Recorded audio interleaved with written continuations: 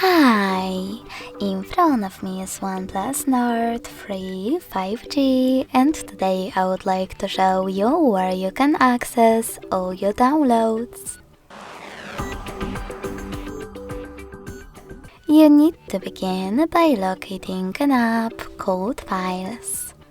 When you find it, click on it. Then, if you never used it before, select Continue in the pop-up. Tap on Allow in Notifications 1. And tap on Browse at the bottom in the middle. Lastly, select Downloads category. As you can see, all my downloaded files are over here. To access one, just click on it.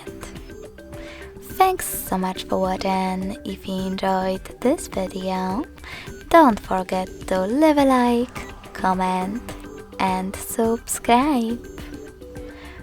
Bye!